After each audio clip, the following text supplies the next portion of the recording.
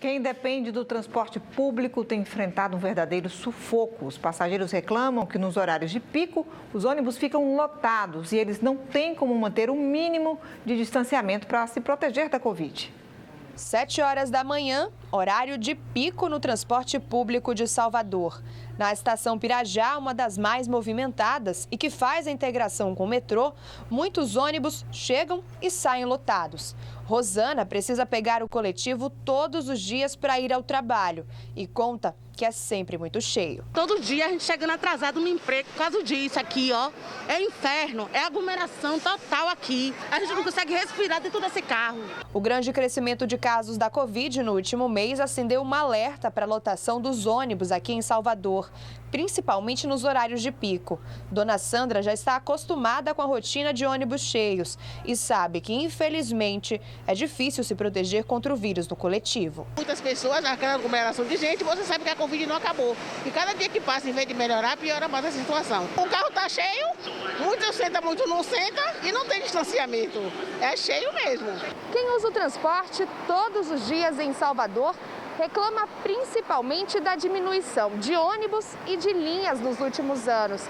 Segundo a Secretaria Municipal de Mobilidade, a frota atual da cidade é 27% menor do que no mesmo período do ano passado. A Secretaria informa ainda que desde o início da pandemia houve uma redução de 40% na quantidade de passageiros usando o sistema de ônibus de Salvador.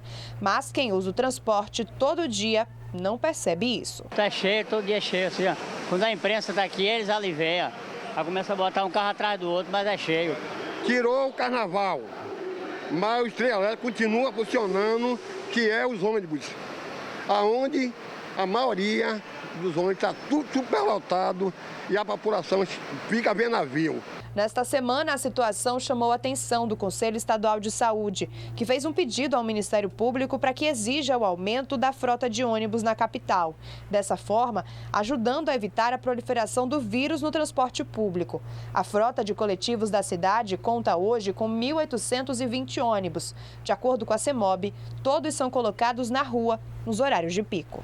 Você não pode dimensionar a frota apenas pelo horário de pico, porque senão você teria uma frota muito grande ociosa nos outros horários e isso eleva os custos dessa operação e acaba sendo transferido para a tarifa, por exemplo.